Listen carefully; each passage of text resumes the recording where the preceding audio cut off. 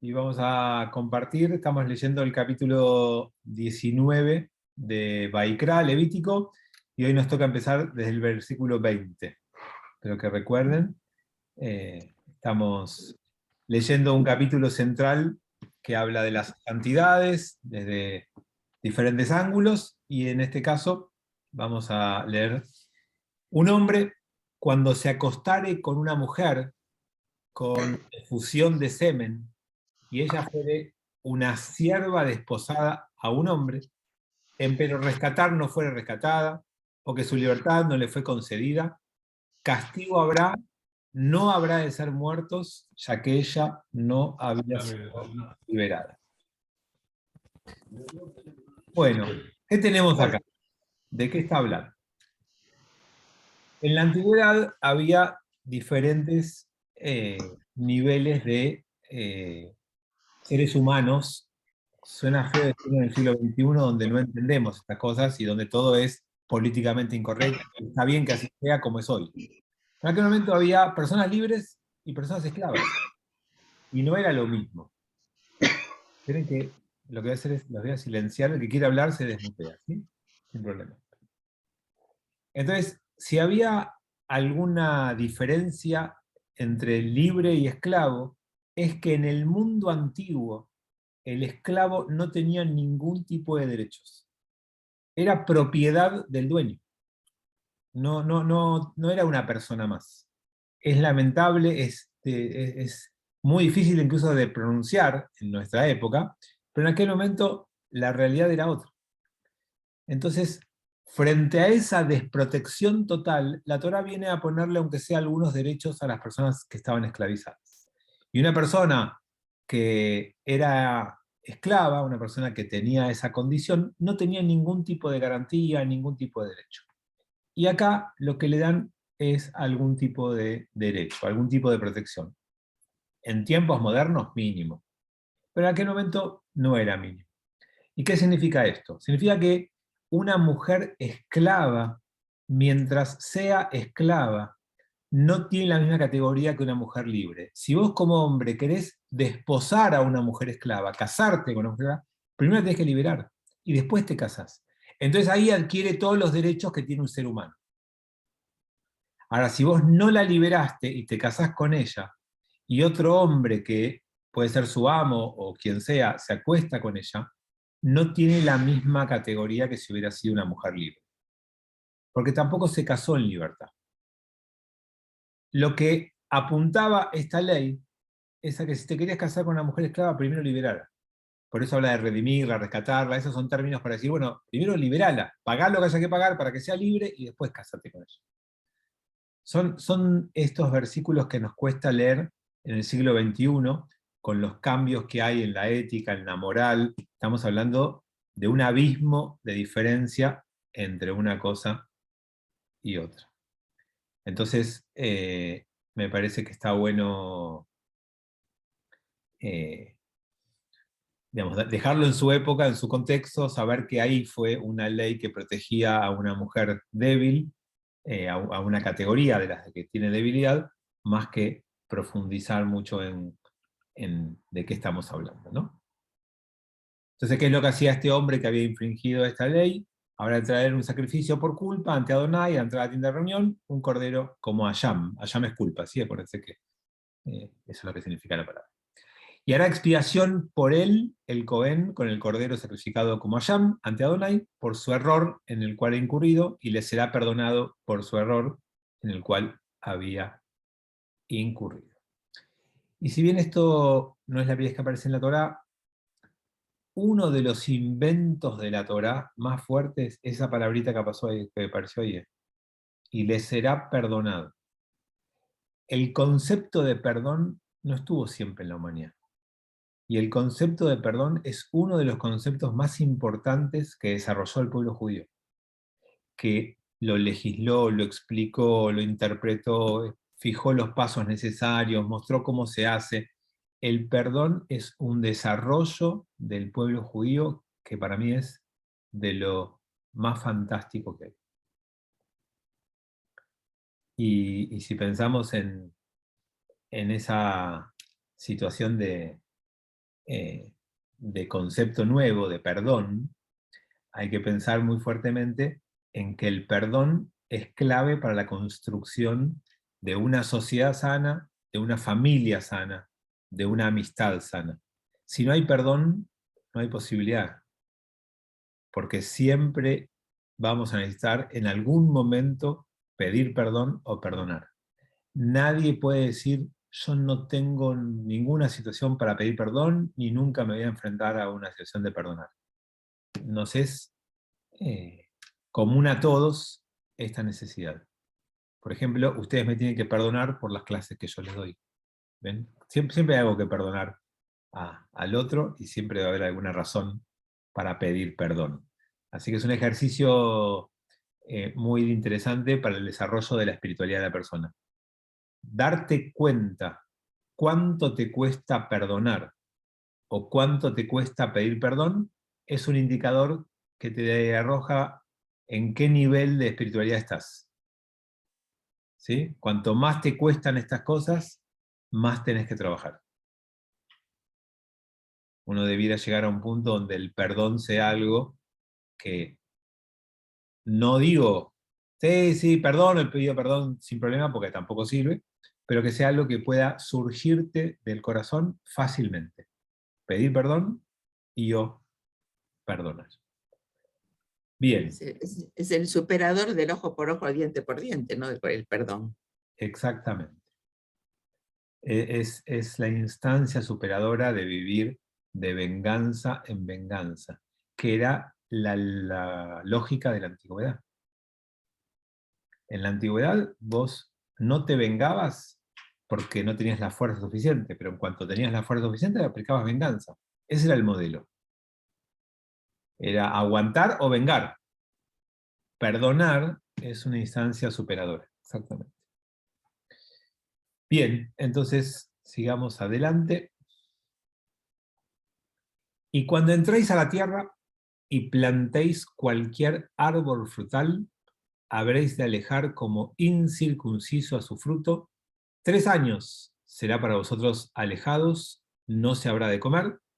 Al 4.º año será todo su fruto consagrado, loores ante Adonai, y al 5.º año comeréis su fruto, para aumentar para vosotros su producto.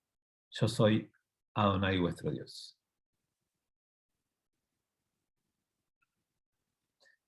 Como estamos acostumbrados en este capítulo, vamos haciendo zapping, ¿no? Vamos de tema en tema, vamos cambiando violentamente, hablamos de amar al prójimo, de no acostarnos con no sé quién, de consagrar ciertas cosas. Bueno, llegó el turno de los frutos, ¿no? Primero, una pequeña salvedad del comienzo del texto que quiero remarcar. Cuando entréis a la tierra y plantéis árbol. Una de la clasificación de las mitzvot, una división es las mitzvot tluyot baretz, vesheinot tluyot baretz, las que dependen o están vinculadas a la tierra de Israel y las que no dependen de la tierra de Israel. Esa es una clasificación. Hay mitzvot que solo se cumplen en la tierra de Israel. Esta es una de ellas. Todas las agrícolas son así. Ninguna ley agrícola se cumple en un campo de la Pampa Argentina. Ni en Entre Ríos, ni en Santa Fe, ni en ningún. Entonces, el mandato es, en Israel, cuando plantes un árbol, 3 años, ni tocas los frutos. Dice el texto como son como incircuncisos. Son para no hacer nada con ellos. El 4.º año consagrás a Dios, ofrendás a Dios los frutos, y recién el 5.º son para vos. Alguna vez alguien me contó que cuando plantás árboles pasa naturalmente eso, que los frutos no son, los primeros años no son muy comibles, que recién empezás a comer los frutos a partir del 4.º o 5.º año. Pero más allá de eso, que no sé, nunca planté ningún árbol y después comí sus frutos, la verdad, no lo hice nunca. Aunque en mi casa de chiquito había un limonero, y usábamos el limón del limonero de ese. Pero estaba hace mucho, ni me acuerdo. Sí, Claudio. Pregunto, ¿cómo es hoy en día el cuarto año la ofrenda a Dios? En principio, que no los podés comer. O sea, recién el quinto año vos podés comer los frutos. El cuarto los donás, y recién el quinto los comes. Pero lo importante de esto es que acá surge una palabrita, un concepto que después se va a cambiar de contexto y se va a aplicar para otra cosa. El concepto que surge acá se llama Ejadash Asur Minatora. ¿Alguien me ayuda a traducir Ejadash Asur Minatora? Hadash es el nuevo, se refiere a lo nuevo. Lo Está nuevo, muy, prohibido desde la Torá. exactamente. Lo nuevo son los frutos nuevos. O sea, Ejadash Asur Minatora son los frutos nuevos que están prohibidos, porque les acabo de contar. Los primeros años están prohibidos, no son para vos. Bueno, un rabino, Shimshon Rafael Hirsch, creo que se llamaba, pero no estoy ahora, por las dudas, no se queden con el nombre, un rabino en el siglo XVIII usó este lema y lo instaló como el lema del movimiento ortodoxo. Ejadash Asur Minatorá. Lo nuevo está prohibido por la Torah.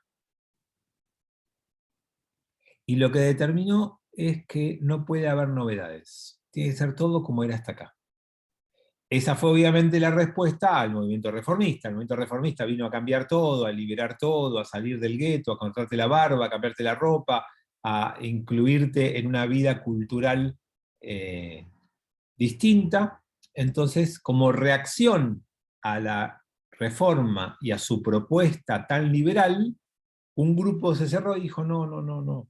Hadash Asur Minatorá. Lo sacaron de contexto, no importa, y lo pusieron como una medida extrema para que no haya cambios, para que no haya modificación. Entonces, a mí me parece interesante pensar esta tendencia que tenemos nosotros, los seres humanos, que a veces, en alguna etapa de nuestra vida, los cambios nos gustan, nos atraen, nos desafían, y después llega un momento en la vida donde los cambios nos asustan, nos preocupan, donde ya no tenemos tantas ganas de cambiar. Recién vengo de una ceremonia de Tefilim en Lambert y se me acercó a hablarme una persona que viene a Lambert, que yo casé hace muchos años, que viene de sus hijos y todo, pero que los papás de él, los abuelos de los nenes que vienen a Lambert, no eran históricos de Lambert. Él se casó con una chica de Lambert, que es familia histórica, pero ellos no son históricos. Entonces me estaba contando que sus papás iban a NSI. ¿Ustedes recuerdan la sinagoga de NSI? La que estaba en la calle Arcos. Bueno, y con dolor me contaba que la sinagoga de Arcos no funciona más, porque ahora funciona en la calle Ribeños, que es el templo de la escuela Arlinfern. Entonces me decía, no sé cómo surgió, que estamos charlando, y me decía con dolor, me decía, no, mis papás, viste, ya no se sienten en ningún lado, porque ellos iban a NSI. Y por más que ellos mudaron el templo a Ribeños, no es lo mismo, me decía, ¿no? Ya, viste, es como que no se sienten, es como que no les gusta. Bueno, de vez en cuando van, pero es como que... Y me pareció muy emblemático de esto, de que hay momentos de la vida donde los cambios son bienvenidos, son abrazados, son buscados, son festejados, y hay momentos donde los cambios nos cuestan mucho más. Hace más o menos 15 años, nosotros por primera vez hicimos el servicio de Rosh Hashanah Yom Kippur en el centro Frondizi. No sé si algunos se acuerdan. Vamos, sacamos el templo de Rosh Hashanah Yom Kippur de Lambert, pero porque no entrábamos más, porque era un peligro lo que hacíamos. El arquitecto nos dijo, la planta alta se puede caer. La cantidad de gente que entraba no estaba preparada la sinagoga para eso. Entonces, para no seguir dejando gente afuera y para que no sea un peligro, nos mudamos. Y me acuerdo que fuimos con el presidente de aquel momento, a visitar a la gente mayor para explicarles, para contarles, porque entendíamos que los cambios a veces son difíciles. Y la gran mayoría de la gente lo aceptó, lo acompañó. Pero me acuerdo hasta el día de hoy, una persona que falleció hace 1 o 2 años, me dijo, yo les agradezco la visita, muy amables, nosotros no nos enojamos, nosotros vamos a seguir siendo los socios del AMA, vamos a seguir apoyando al AMA, pero yo ya no quiero cambiar más.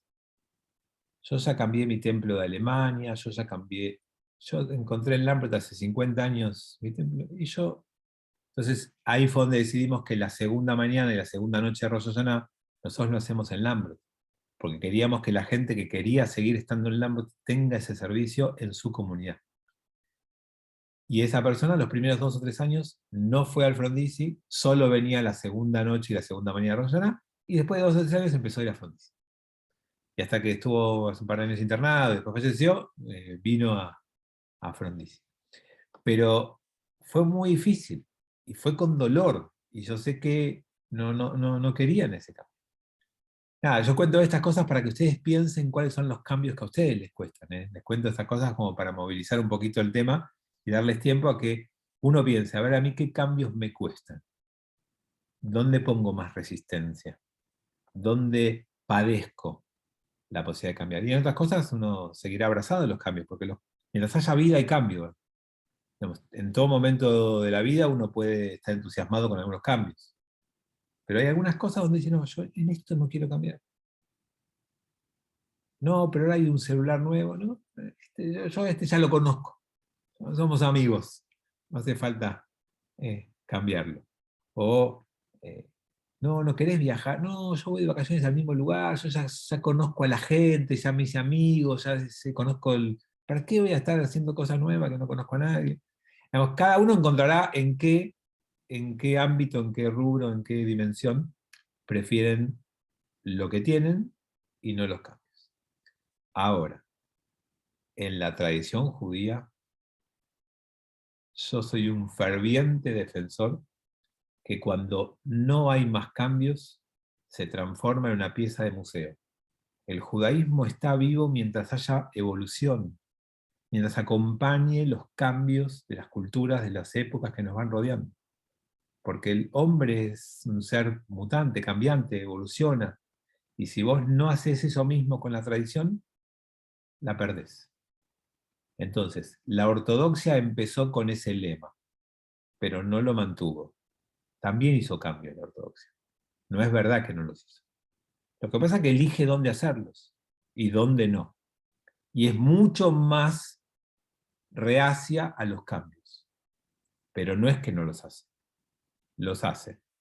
Y también acepta los que se hicieron antes. Puedo darle 14 ejemplos, ¿no? La Torá permite casarse con la cantidad de mujeres que uno quiere. Eso cambió. La Torá decía que era judío el hijo de padre judío. Eso lo cambiaron. O sea, no es que no cambian, pero eligen dónde con mucho cuidado, con mucho pensamiento, y el movimiento Masortí, que nosotros somos parte, también hace lo mismo, pero es más abierto al cambio. Está más predispuesto a cambiar. Se anima mucho más. Ni que hablar de la reforma. Bueno, a ver, tenemos unos chats. Fabián. Ahí te dejo, Armando. La gente mayor que no acepta ayuda. Ah, hablas de los cambios, Eva, con respecto a resistencia a los cambios. Espera, estás muteada, Eva, no te escucho. Mucha gente de grande, los hijos quieren darle ayuda a una empleada, un acompañante y se niegan rotundamente. Yo puedo. Sí. Me pasó hace muchos años con mi abuelo, el papá de mi mamá, y ahora me pasa tampoco con mi mamá. Exactamente lo mismo. Hacen falta cambios para que todo siga igual. Muy buena frase. No sé si debe ser de Irene porque es buena la frase.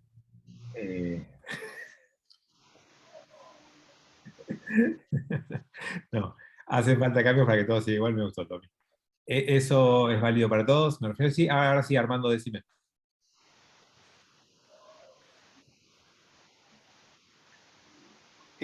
La gente, cuanto más joven es una persona y tiene menos historia hacia atrás, más flexible está hacia los cambios porque tiene mucho más hacia adelante y mucho menos hacia atrás. Cuanto más grandes somos, juntamos más historia y nos cuesta más, incluso el cambio de celular, por ejemplo. Cuanto mayor aceptamos el cambio, pero cada vez con más lentitud por la mayor historia que traemos atrás. Sí, acuerdo 100%, y de alguna forma hay algo hasta biológico en la plasticidad de cada uno, y como vos decís, hay algo cultural, hay una carga histórica, hay experiencia, hay un montón de cosas que atentan contra esto.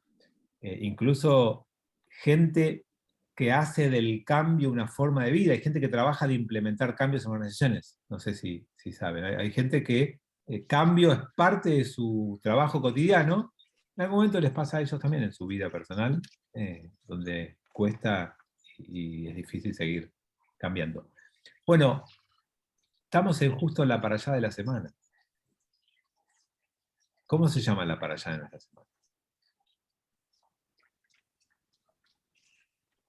Acá hay un par de tefileros que ayer les dije el nombre. ¿Cómo se No me llama? acuerdo el nombre, pero se refiere a las leyes racionales y no racionales. No, Ok, Jucat. La parashá es Jucat. Jucat. Y en esta parashá, Moshe no pudo cambiar. Moshe, Dios le dice, hablale a la roca para que salga agua, y Moshe la golpea. Y en esta parashá, Moshe es castigado, o como consecuencia de eso, no puede entrar a la tierra de Israel. Eso pasa en nuestra parashá. ¿Por qué? Porque cuando salimos de Egipto, Dios le dijo a Moshe, golpea la roca. Y en aquel momento Moshe la golpeó y salió agua. Y ahora en nuestra parashá, Dios le dice a Moshe, Moshe, hablale a la roca. Y Moshe la golpea. No pudo cambiar.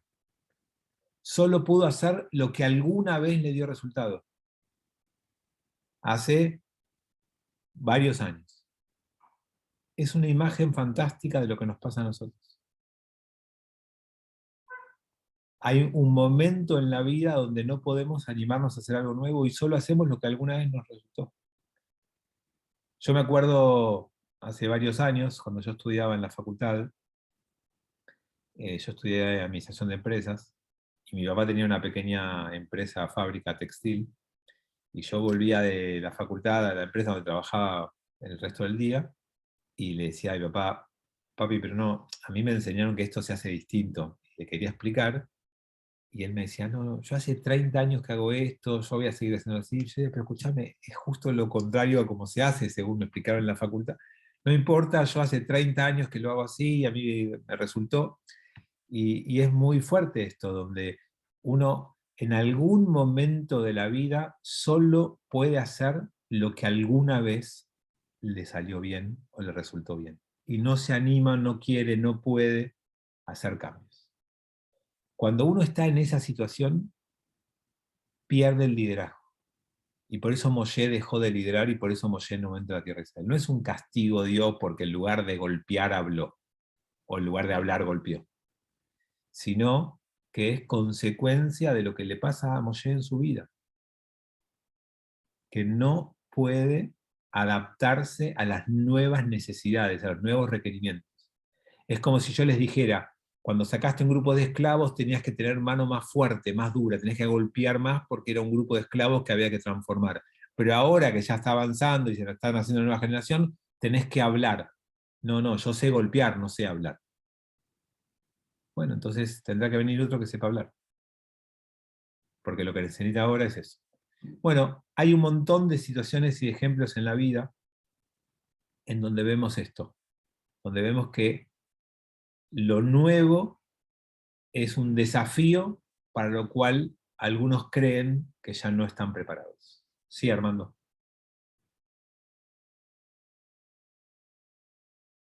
Cuando estuve de visita en Viena, hace 4 o 5 años atrás, la guía de turismo, que era una profesora de historia, contó que la Primera Guerra Mundial no fue por la muerte del archiduque, el asesinato, sino que el gobierno de Francisco José, el emperador Francisco José, durante 50 años, fue una persona que nunca quiso cambiar y adaptarse a la modernidad de la segunda parte del siglo XIX, y que se fueron acumulando fricciones y presiones durante la segunda mitad del siglo XIX que desembocaron en la Primera Guerra Mundial, porque el emperador no quiso cambiar, o sea, esa generación. Sí, hay muchos ejemplos en la historia, eso si quieren les doy otro más, pero me subo a lo que dijo Armando, para contarles que a veces cuando alguien tiene demasiado poder, también cree que no necesita cambiar. porque él es el que impone las cosas, ¿no? Y tiene la fuerza. Y en algún momento uno pierde el poder es transitorio. Entonces cuando vos te aferrás a tu poder para no cambiar, cuando tu poder disminuya, te van a obligar a cambiar de golpe. Y el imperio austrohúngaro se transformó en algo totalmente distinto. Lo obligaron a cambiar lo que quizás podría haber planificado y pensado como cambio. Que a veces pasa con el dueño de una empresa, que viene la generación joven y dice, mira, tenemos que cambiar, no, acá se hace lo que yo digo. Bueno, esa autoridad y ese poder en algún momento empieza a declinar, y cuando no cambias por decisión, el cambio te irrumpe y te golpea en la cara y te hace cambiar a la fuerza. Acá Cintia nos agrega, locura es hacer siempre lo mismo y esperar resultados diferentes. Frase que se le atribuye a Einstein, que también es una de las frases muy buenas que existen y que nos hablan a todos. Les cuento uno más, un caso histórico. ¿Recuerda el año 2000? En el año 2000 hubo un encuentro en Camp David. No sé si usted estuvo invitado, pero ¿quién estaba? Clinton en la presidencia de Estados Unidos, creo que fue Clinton, invitó a Ehud Barak y a Yasser Arafat, que venían en un proceso de paz entre la Autoridad Nacional Palestina e Israel. Empezaron acuerdos primero secretos en Madrid, después en Oslo, 1991, 1993, estaban avanzando en ciertos acuerdos, en el medio del 95 lo mataron a Rabin, que eso casi hace que todo naufrague y se vaya al diablo, pero finalmente se resucitó el proceso de paz y se llegó al año 2000 a un encuentro entre Barak y Arafat a firmar la paz. Y Barak había cedido en casi todos los puntos más importantes, había entregado Jerusalén como capital, o sea, la mitad de Jerusalén, ¿no? Como capital para el Estado palestino, había compensado todas las tierras que estaban ocupadas por asentamientos judíos, había entregado un montón de condiciones. Había un punto, es verdad, el único punto que no se dio es el de los refugiados, la vuelta a los refugiados, pero todo indicaba que se tenía que firmar la paz, y Arafat dijo no. En un desaire del presidente de Estados Unidos, uno no va a esas cumbres a ver qué onda. Uno va con todo ya más o menos preacordado. Bueno, Arafat dijo que no. Y Marcos Aguinis en ese momento sacó un artículo muy interesante en donde él decía, mira, Arafat creció siendo un terrorista. Él dirigía la OLP desde 1968, creo. Hasta el 2000, imagínense, 32 años. Terrorista, líder en las sombras, de país en país buscando fondos, buscando la atención mundial para liberar a un pueblo, siendo convocado en todos los ámbitos de izquierda para alabarlo. O sea, de ser un líder guerrillero de izquierda en el mundo, hablo, ¿no? Así como una persona con esa personalidad, tenía que pasar a administrar un país, a recoger la basura, a generar energía, a ver cómo administraba los impuestos. Es otra cosa totalmente distinta. Y la tesis en ese momento de Marcos Aguinis, que no sé si es cierta, ¿no? Pero digamos, es interesante para pensar, no pudo cambiar, porque si cambiaba se moría, porque no iba, es lo que le pasó a Moshe, no está para allá. Moshe no podía entrar a conquistar una tierra, él administró a un grupo de esclavos que los sacó de la esclavitud y los condujo por el desierto. Ahora hace falta otro tipo de liderazgo, y Arafat no pudo cambiar a ese nuevo liderazgo, entonces decidió no firmar la paz. Nada, ideas así para pensar este tema de los cambios. Saúl dice, el estudio de las distintas disciplinas genera nuevos conceptos y cambios permanentemente todo el tiempo. Dicen hoy que en promedio, cada 4 años, se renueva completamente el saber de las ciencias actuales. Ese es el promedio. Sí, María. Bueno, justamente te quería hablar de eso, ¿no? Que a veces uno no quiere cambiar una técnica quirúrgica o algo, un tipo de modalidad de trabajo. Me puse a pensar en lo de tu papá también, ¿no? Porque está encerrado en eso el miedo al fracaso y el riesgo también. Porque si a mí me va bien con esto, ¿por qué voy a experimentar? Es decir, en ese cambio yo también pongo en riesgo mi como tu papá, tu empresa o mi forma de trabajo. ¿Entendés? Dentro del cambio también está lo que uno va cambiando dentro de uno y va formando dentro de uno. Va construyendo dentro de uno en su trabajo. Y doy una vuelta más y después ya cambiamos, pero con esto me disparaste algo más. Y es que en algunos casos lo asociamos a nuestra identidad. Y ya el cambio pone en duda quién somos. Y les daré un ejemplo de vuelta personal, como para que a uno lo inspire para su lado, ¿no? ¿Alguien sabe cómo es mi apellido? Mi apellido es Lambrot. Yo soy Fabián de Lambrot. La gente me conoce por Fabián de Lambrot. Donde voy, fuera de Lambrot, ¿no? Donde voy es, vos sos Fabián de Lambrot, sí, vos sos Fabián de Lambrot. ¿Eh? Y si yo un día me cambio de comunidad, o me dedico a otra cosa, digo, entonces, ¿cuál va a ser mi apellido? Entonces es como que uno pierde su identidad. Yo no era el rabino de Lambrot. Y entonces a veces uno se aferra a su lugar, a su puestito, a su propiedad, porque siente que ahí también está su identidad. Y no da miedo perder quién somos. Exacto. Y yo no soy Fabián de Lambrot, porque yo tengo que tener vida más allá de esto. Porque si no, mi vida depende de que la comisión directiva quiera que yo sea el rabino. Entonces, cuando el día que la comisión directiva no quiera que sea el rabino, es que no tengo más vida. Entonces, es complicado, ahí Claudio me afirma algo por lo que conté ayer, digamos, es algo que uno tiene que trabajar mucho, que uno puede cambiar cosas sin perder su identidad, sin que se ponga en juego quién es uno.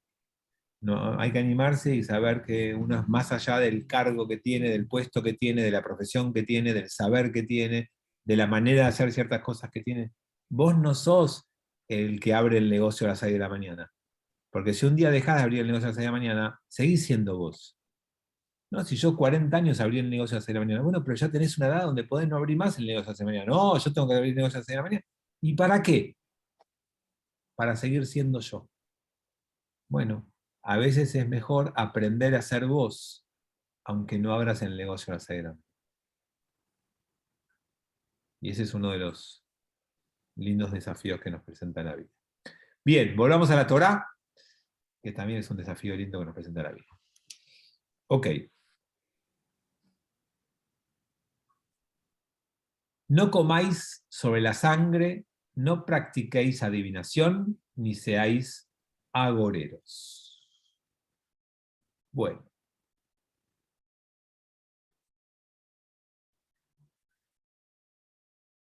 ¿Quién alguna vez fue a que le tiren las cartas? ¿Quién alguna vez fue a alguna bruja que le diga si tenía algún?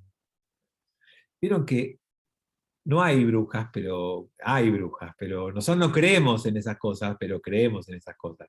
Pero vieron que uno, no, racionalmente, bueno, pero ponele, por las dudas, tenemos una ambivalencia a veces los seres humanos. Quizás alguno de ustedes sea hiperracional, algunos de ustedes yo conozco e imagino que quienes pueden decir, sí, yo soy hiperracional. Hay gente que tiene un componente racional mucho más extremo, pero en general los hombres, las personas, los seres humanos, tenemos alguna parte de nuestro ser que se aferra, que cree, que siente, que hay algo más que lo que racionalmente vemos, que lo que físicamente se demuestra.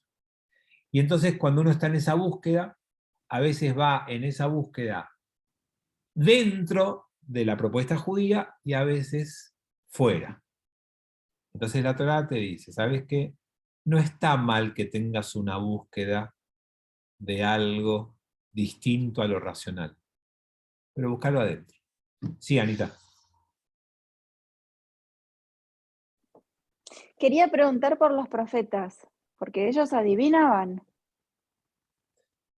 A ver, ¿quién me puede definir qué es un profeta? A ver, ¿alguien va a hablar ahí? No, yo no te puedo definir lo que es un profeta, pero el profeta no es que adivinaba, tenía una comunicación con Hashem, con Dios. Bueno.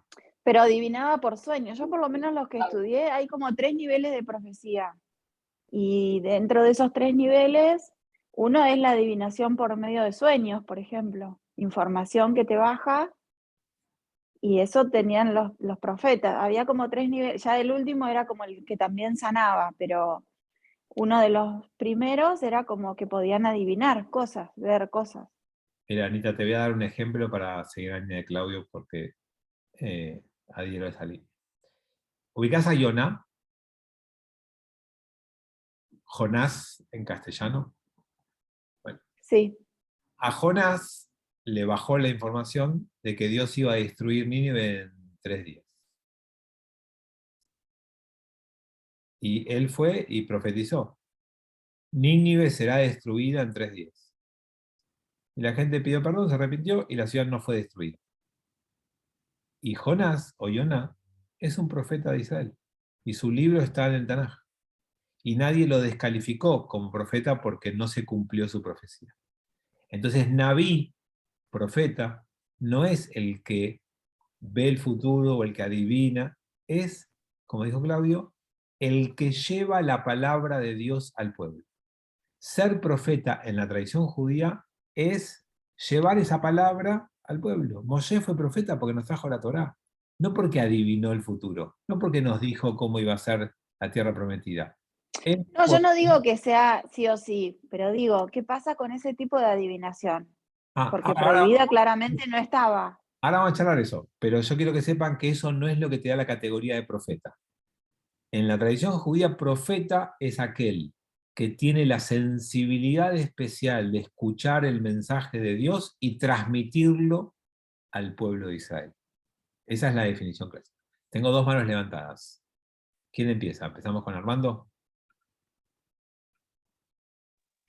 Profeta era en una época que la gente no sabía leer, tal vez profeta era el que estudiaba la Torá, seguramente eran muchos Kohanim, y eran la gente culta de la época, la gente que había estudiado la Torá y la transmitía, y entendían la Torá o entendían el mensaje de la Torá.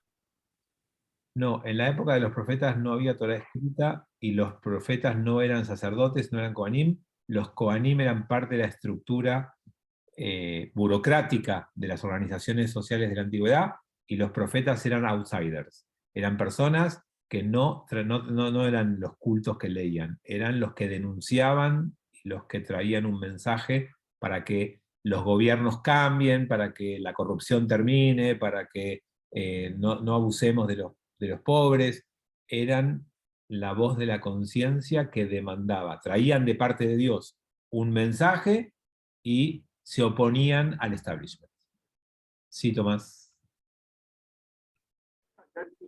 Era un mensajero, traía y que anticipaba, no profetizaba, anticipaba.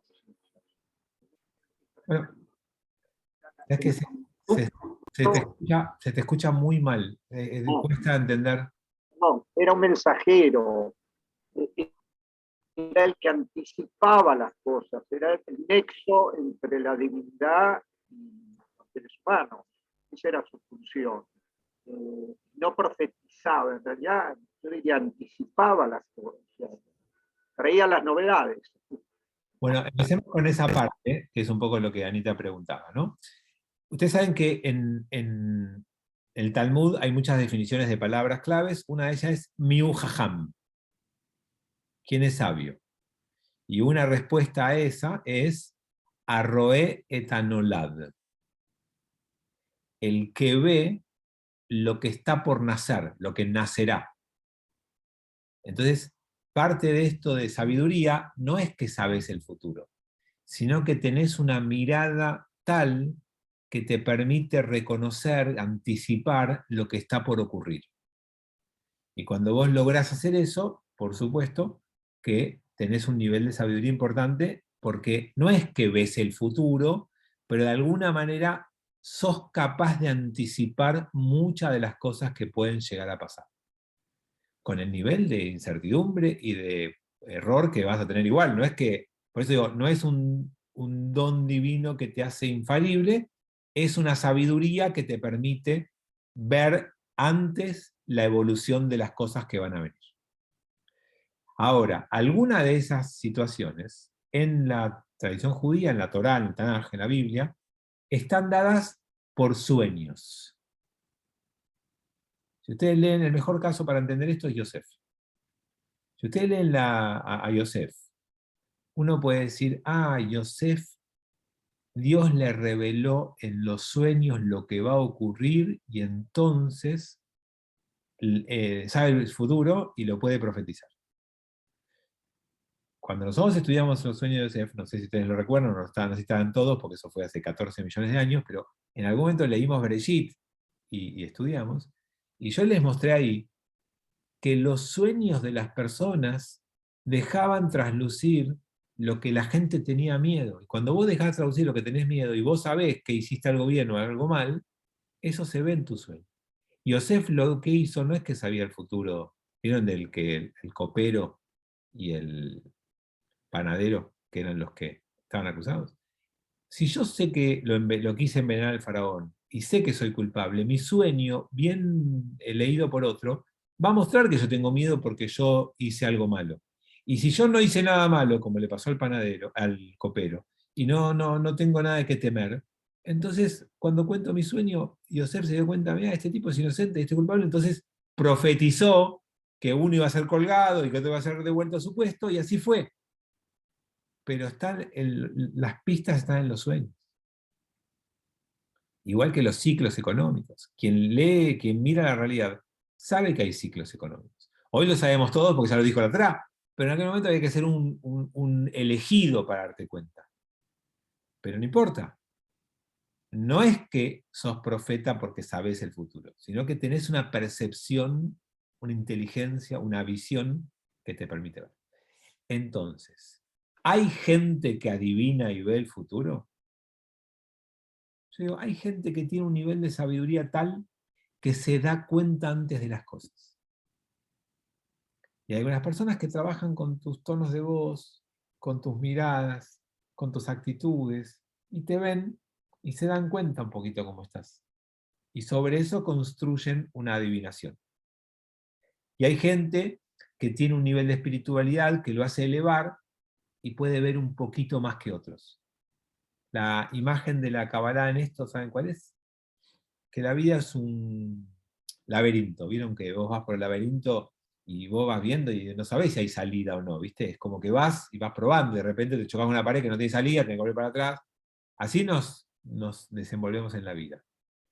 Los que estudian la Kabbalah en profundidad, los que dedican su vida a una espiritualidad, los que tienen ese nivel de sabiduría, logran elevarse un poquito. Y vos cuando mirás un laberinto de arriba, sabés por dónde salir. Cuando no lo mirás de arriba, tenés que ir probando a tientas. Bueno, de alguna manera esa es una metáfora para mostrar cómo la Kabbalah entiende esta posibilidad de ver más que otros. Pero para mí lo más importante que trae acá la Torá en esto es no lo busques afuera.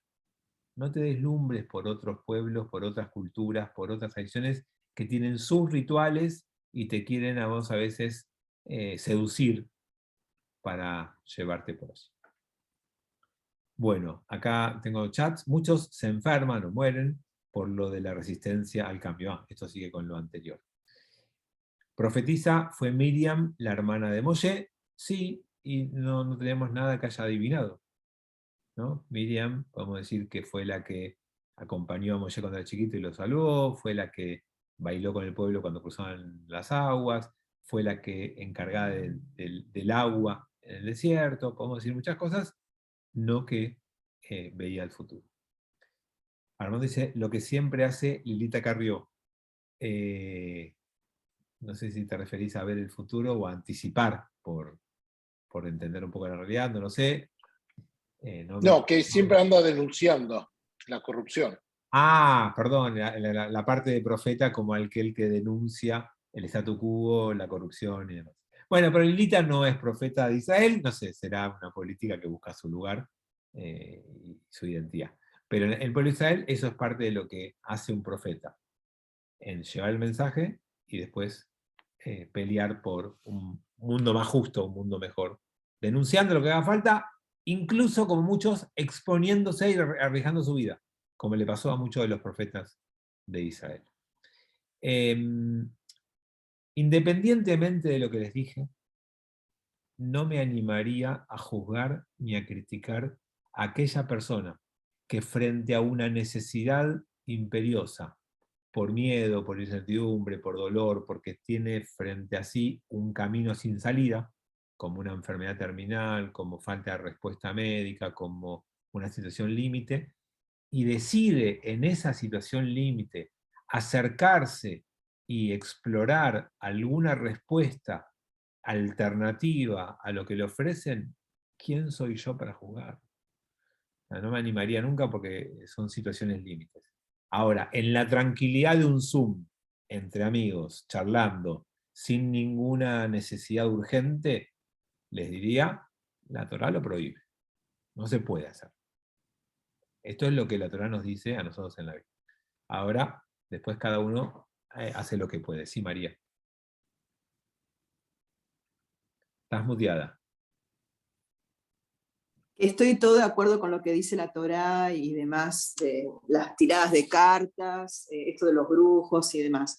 Pero bueno, como que también dice que hay dones, ¿no? Que hay personas que tienen dones, el don de la palabra, el don de sanación, el don de profecías. No sé si está en el Nuevo Evangelio o en la Torá, pero bueno, hay una lectura que dice de esto. Y en relación a los sueños, no sé si José es el mismo que Josué, pero no importa. No, Dios se no, Dios se José manifiesta. es Yosef y Josué es Yoshua. Ah, ok. Que Dios se manifiesta en los sueños y realmente el que tiene una cercanía con Dios, de espiritualidad, de rezo y demás, puede tener premoniciones, se dice, o cosas que tal vez se cumplen, pero que ya fueron advertidas a través de los sueños. Y vos nombraste una palabra que era la conciencia, ¿no? La voz de la conciencia. No sé, tal vez cada uno lo puede expresar de una forma diferente. Yo también digo la voz de la conciencia, pero creo que hay eso, ¿no? Un regalo. Es un regalo que no todas las personas lo tienen. Y nada, que comparto todo eso y a veces soy partícipe de esas cosas que vos decís.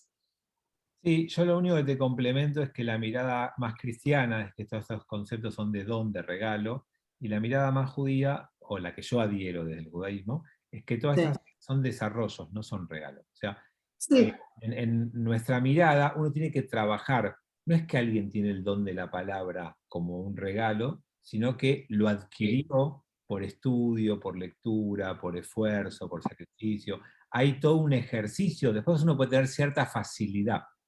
Pero Totalmente de acuerdo. Si uno no hace su parte, es más difícil. Sí, gracias. No, quería afirmar lo que dice Fabi, que yo creo que a todos nos habla Dios en los sueños, todo. Lo que pasa es que hay gente que lo puede interpretar y otra que no. Lo que hay que por ahí estar abierto y desear que poder revelar eso y entender lo que nos está diciendo. En realidad es como una conexión del alma que tenemos cuando dormimos con esa fuente, pero para mí, pero yo creo que a todos nos habla. El tema es que, bueno, no todos entendemos. Pero es más mérito y trabajo que suerte, digamos. Y como yo sí entiendo, les cuento lo que me dijo, y me dijo que el fin de semana va a estar lindo. No. ¿Saben qué número va a salir? Buscamos certezas. Nuestra vida es muy incierta. Y a veces es mejor aprender a vivir con cierta incertidumbre y no aferrarte a certezas falsas.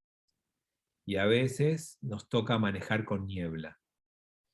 Y quizás es mejor saber que cuando estás con niebla tenés que ir mucho más despacito y ser más cuidadoso que simplemente acelerar y confiar ciegamente. Entonces, como no hay en este campo la posibilidad de la certeza, aprendamos a vivir con incertidumbre. Porque buscar afuera una certeza que no lo es puede ser mucho más grave. Y después, si yo quiero acercarme a interpretar, a estudiar, a develar, no me tengo que aferrar a eso, porque no puede no ser cierto. Y todos habremos pasado por estas experiencias en donde a veces nos desilusionamos muy fuerte, ¿no? Alguien con mucha certeza, con mucha seguridad, nos dio una respuesta y después no nos ayudó. Bueno, te avisé tantas veces, hablas de la inundación y que le mandaron el barco, el bote. Bien, leamos uno más. Tenemos tiempo para uno más. No cortaréis en redondo la cabellera de vuestra cabeza, y no dañarás el borde de tu barba. Bueno, acá tenemos otra de las prácticas que surge en la Torá y que no tiene explicación, y que los rabinos van a asociar a que los cultos paganos de aquel momento se rasuraban. Se cortaban todo el cabello o se hacían un corte muy especial de la Torá, como te dice, no vayas a otros adivinos, no vayas a otros agoreros, tampoco vayas a sacerdotes de otro culto, y ni quieras parecerte a ellos. Y si la práctica de ellos es rasurarse la cabeza, vos no lo hagas. ¿Sí? O sea, Tomás, estás en falta. Saúl, estás en falta. No te podés rasurar la cabeza.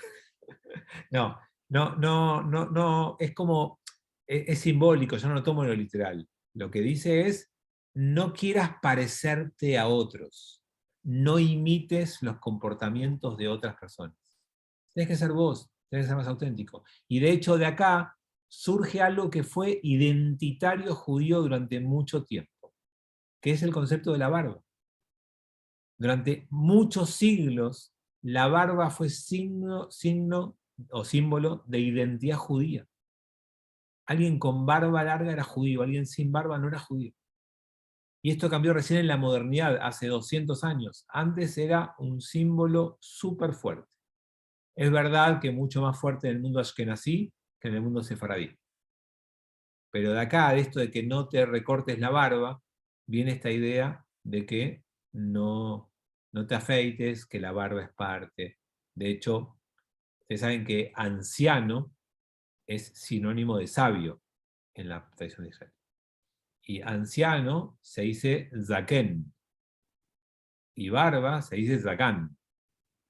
O sea que sabiduría, ancianidad y barba es la misma palabra.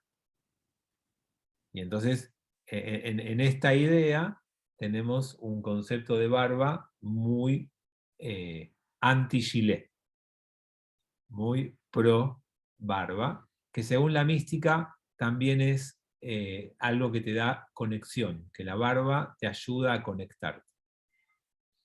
Y si van a ver la actitud típica de alguien que está pensando, en general es alguien que está tocando la barba como algo que lo ayuda en esa concentración. Sí, Claudio. ¿Esta es una de las leyes no racionales también? Sí, que no tienen ningún tipo de explicación y que no llegarías jamás a la conclusión si no te lo dice la Torá. Yo intenté en una época dejar un poquito de barba, pero después me pica, pincha, es difícil, qué sé yo, a mí no. Entonces, ¿cómo se traduce esto y lo cerramos? ¿Cómo se traduce hoy en día en la ley judía? Lo que está prohibido es rasurarte. Es agarrar una navaja o una gilet y pasártela por la cara. Eso lo prohíbe la tradición judía. Entonces, ¿cómo hace alguien que quiere ser observante, religioso y no tener barba? Usa maquinita eléctrica. La maquinita eléctrica no está prohibida en ningún aspecto, por ninguna fuente. Entonces, uno quiere afeitarse, usa maquinita. No puedes usar gilet y no puedes usar navaja. Sí puedes usar una maquinita. Ahora, más allá de lo técnico, esto de qué puedes usar y qué no puedes usar, sí me parece muy interesante esto de que el pueblo judío haya tenido tanto tiempo este símbolo y con qué lo reemplaza hoy, o cómo lo cubre hoy, o cómo convive esto hoy, ¿no? Y me parece que cuando uno tiene en su cabeza, por ejemplo, una kipá, ya tiene una identidad judía, ya tiene un símbolo en su cabeza, en su cara, que le recuerda, que lo reafirma, que lo hace vivirlo orgullosamente, no es necesario superponer símbolos, no es que tengo que tener más. Por eso, en mi caso, que me afeito, para mí usar kipá es importante, porque parte de la idea de la tradición judía es tener algo recordatorio, visible, permanente de tu identidad judía. Bueno, elijo la kipá en lugar de la barba por cuestiones de comodidad, de practicidad, sí. Me afeito con una afeitadora eléctrica siempre. Desde que aprendí esta ley, nunca más usé gilet y hace años y años y años que uso la maquinita de afeitar. Así que, bueno, nada, para compartir un paso más con ustedes. Cerramos, llegamos al final, nos vemos el jueves que viene. Shabbat Shalom mañana. Chau. Gracias, Shabbat Shalom. Chao.